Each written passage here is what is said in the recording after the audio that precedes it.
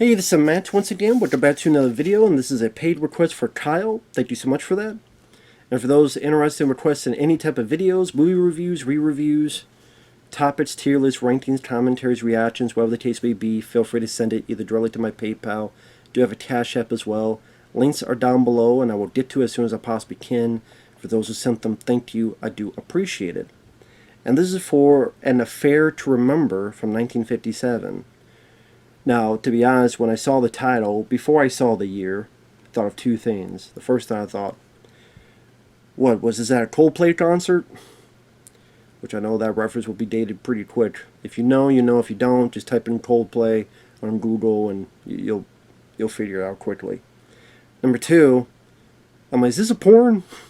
Because Kyle has sent, some adult films in the past, but then I looked at the year 1957, I'm like, okay, it's not. Unless this is some weird vintage one that I don't know about in the 50s, but it's not. This is a film starring Cary Grant. Cary Grant, who was in North by Northwest, which I liked, and many other films back in the day. You also have Deborah, Kerr. And this is a film where it's pretty much a romance, a little bit of drama, a little bit of comedy.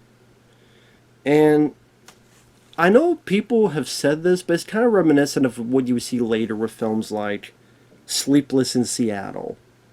Those type of movies. Now, I would say I don't gravitate towards those movies usually. I mean, to be fair, there's some movies that are romance stuff that I could get into for whatever reason. Like, I could watch America's Sweethearts with John Cusack. I could watch Notting Hill. I think just some of the charm of the cast. And same with this. I mean, this, I think, it was... I was kind of dreading it, reading the synopsis, but I'm like, okay, I didn't mind it. That was a bit long. It's about an hour and 50-some minutes. And with these old films, it really is an hour. It's not like 10 minutes or 8 minutes of credits like they do today. No, it'd be like 10 seconds of credits, so... If it says an hour and 50, it's pretty much going to be an hour and 50. But I thought the two leads worked well. There's some fun dialogue exchanges. It is a pretty simple tale at the end of the day. Cary Grant and Deborah Kerr, they're both on this ocean liner. They inadvertently meet. He lost his cigarette case. She finds it. And they start talking with each other. And he starts going, wow, you're pretty, you're very pretty.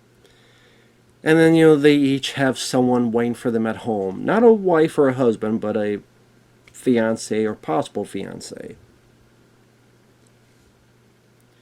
And then they start liking each other. And I like some of the dialogue exchanges where Cary Grant goes into her room and they start talking, and he's like, you know what, mood for pink champagne. Any reason this trip shouldn't have some pink champagne? And she kind of nods and points, and Cary Grant looks as a picture of her fiance, and he goes, oh dear.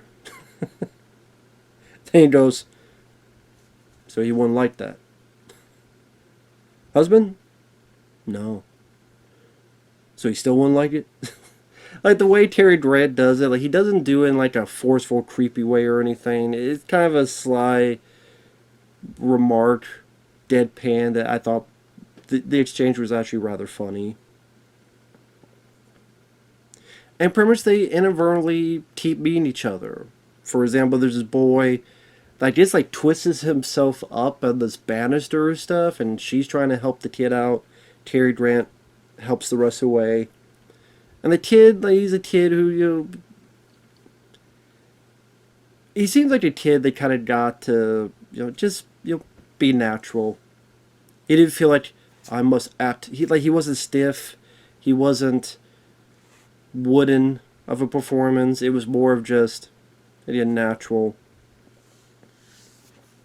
And then when Cary Grant leaves, Deborah Kerr kind of talks to the kid and is like, hey, it's okay, when I was little, like you, I remember doing something like this and I broke my leg. And he goes, well, how's it now? And she's like, it's alright. And then he goes, well, what are you crying about? He's just like, I'm not crying about it. So I thought that was pretty funny, the kid being a wise ass like that. But not like a snooty way, but kind of like just off the cuff, natural. Well, how's your kid like now? What are you crying about? Yeah, I thought that was rather funny. So again, they keep meeting each other inadvertently. They both get into a pool, and by too late, they realize the other's already in the pool or jumped in the pool almost the same time they did. There's a bit where they're at the dinner part of the ocean liner, and they're trying to be incognito, so they're sitting in different booths, kind of back to back, facing the opposite way. But all the other people know that there's something up, and they're laughing at how they're trying to be indiscreet but failing. So, and I think the two actors like worked well enough together. So at one point they land somewhere, and Cary Grant needs to go see his grandma.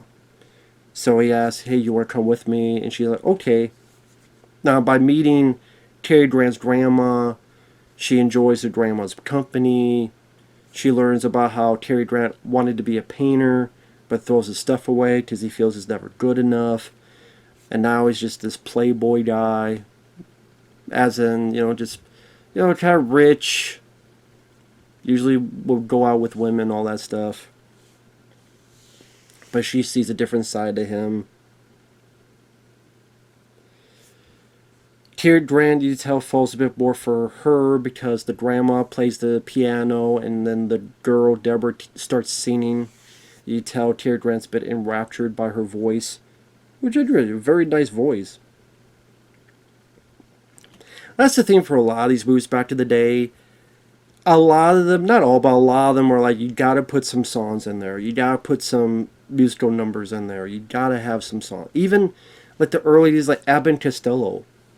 There's a lot of early Abbott Costello, not so much Beef Frankenstein in them, but where, oh, well, we gotta have some kind of song, we gotta have some kind of music. Because they figure, you're going to the theater, so we gotta really give you your money's worth, and a song and a dance will be part of it. That'll help out too.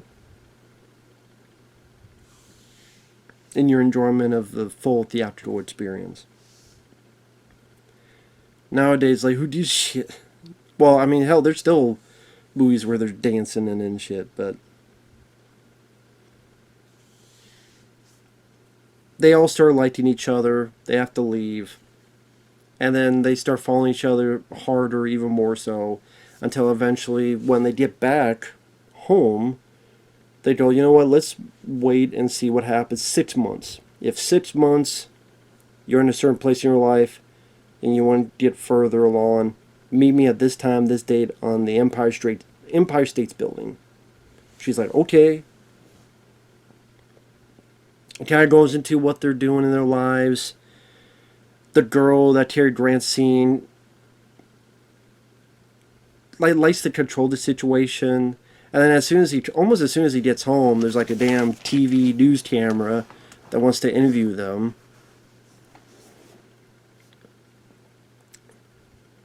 And you tell the other half of these couples, especially Deborah's fiance, that something's going on here. Some bits of time pass. It's that time to meet at the Empire State Building. Cary Grant gets there, but the girl doesn't get there because, and this is like shown off screen, she gets hit by a vehicle. Next thing we know, she's in a hospital bed, and then next thing we know, she's in a wheelchair. Sorry, spoilers for a film from 1957. So spoilers here throughout. What happens is she feels like there's no way he would want her like this. So instead of that bit of communication, which communication is key, if she had communicated this, things would have been a lot easier, a lot quicker. But she's like, no, there's no way he would want me like this. So she doesn't call, she doesn't try to contact.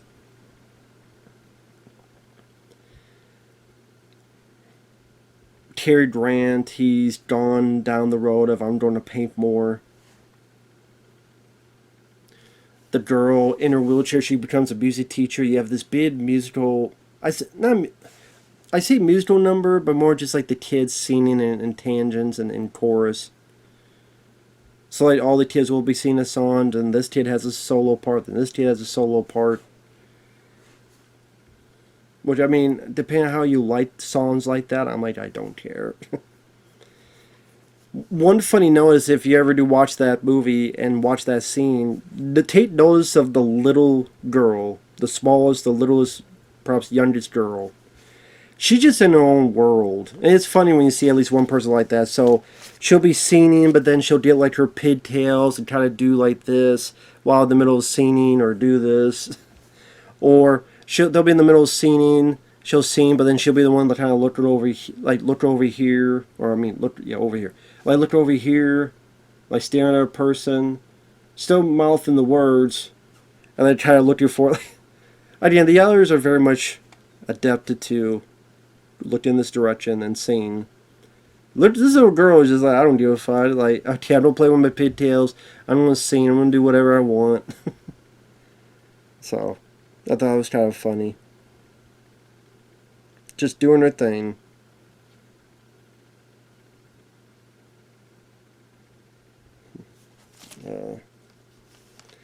Eventually, Cary Grant finds out a bit what's going on.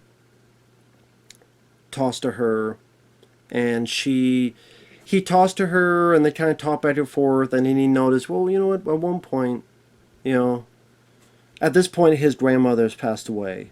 I'm here to give you this. She wanted you to have it. And he's like, you know, at one point I even painted you with that on. And then this guy told me that this one person came in and said they wanted that painting.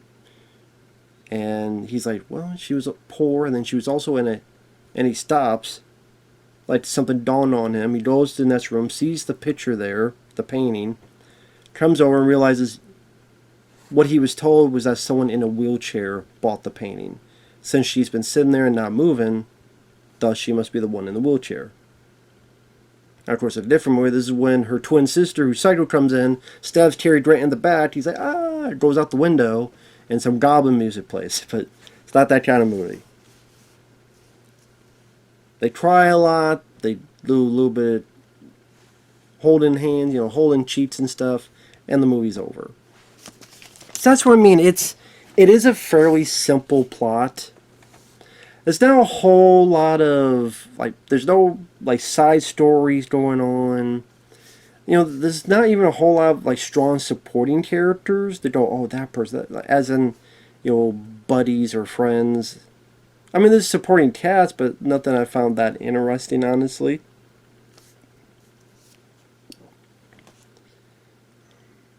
I mean, other than some of the back and forth between Cary Grant and Deborah, it's kind of what I got out, all I got out of this. Again, it's an hour and 50-some minutes, so it did feel a bit lengthy. I said, it depends how you feel about the chemistry of the two leads, and them kind of going back and forth for that deal. Yeah, that was okay. I thought it was alright. It's not a film I hated, but it's not a film I would ever watch again. The look of the film, you know, there's certain old techniques. Like there's points where they're in a car and you tell the whole back is they're not really in the city at those points. It's like rear projection. But I don't think all the scenes, to be fair.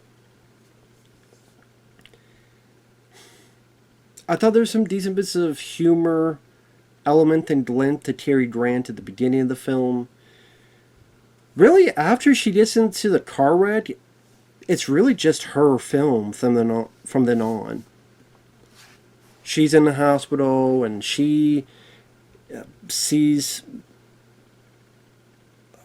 Cary Grant at this place, doesn't say anything, stays in her seat.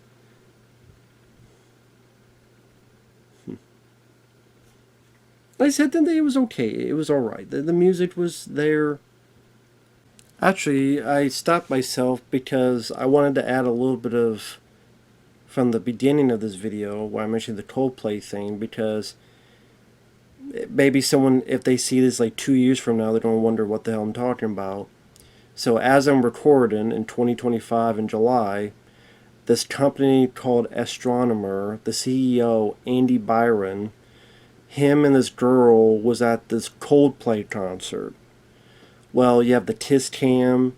It went to them, and one like hid their face, and the other kind of tried to like duck behind her, and then I think the singer kind of joked, either these two are having an affair or they're just shy. No, well, apparently they were having an affair. There's one was the CEO of this company, astronomer, and the other was head of human resources. The lady, head of human resources. And so, long story short, the board of directors accepted the CEO's resignation because it brought, a bit of turmoil and saying, what kind of company are you running here type of thing. So it's ironic when you look at this. I mean, these are two people that are having an affair.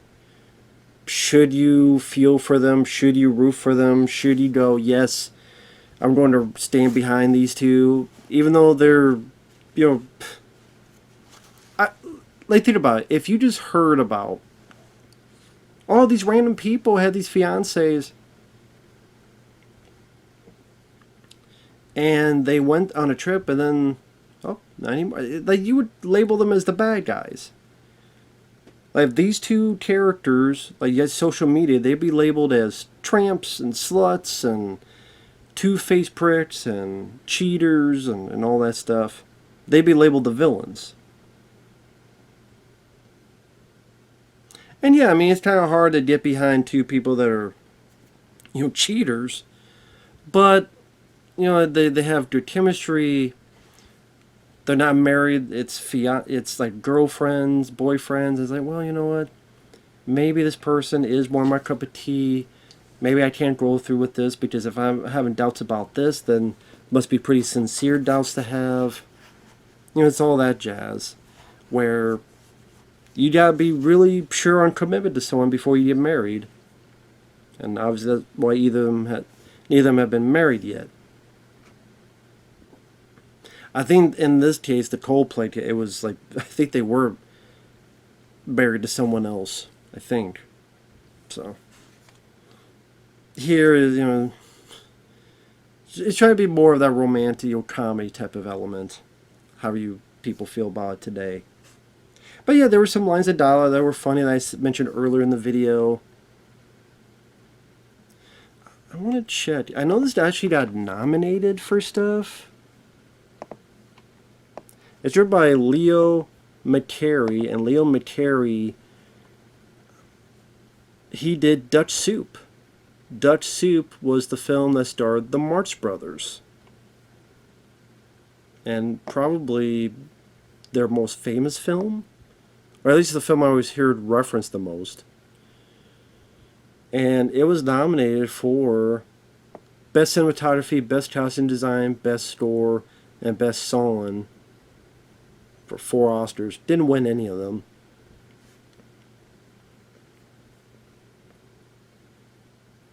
And apparently for AFI's 100 Years, 100 Passions, this got number 5. 1 Casablanca, 2 Gone with the Wind, 3 West Side Story, 4 Roman Holiday, 5 An Affair to Remember. With films like It's a Wonderful Life, Annie Hall, Singing in the Rain, Ghost, Pretty Woman, 1933 King Kong, Titanic, coming up behind. As well as Sleepless in Seattle is on the list. So there you go. So yeah, if you're into those kind of romantic, I mean, I wouldn't say it was absolutely hilarious, but there was a couple funny bits early on. And yeah, I will admit, when it got to about, the middle to 3/4 in, I was getting a little bit antsy, because I'm like, okay, it doesn't seem like there's a whole lot to the film other than this, which, okay, that could be fine, but not something I would ever rewatch again. Because it got to a point, a little over an hour, and I'm like, okay, can we move on a bit? But, there's some nice sweet emotion at the end. If you like love stories and stuff of that nature, it's worth one watch at the very least. So I didn't mind the film. I wouldn't say I loved it, but I didn't mind it for what it was. Because the performances. Because Cary Grant is a pretty damn charming guy. And the way he delivers the dialogue just feels very natural. And again, he have that kind of charm. Kind of like Tom Hanks. Really, I would say Cary Grant was the Tom Hanks of his day. Which is ironic that Tom Hanks would play that Sleepless in Seattle. He wasn't playing the same type of character, but that's just a film that people reference when they talk about this film. They mention that film as well. So,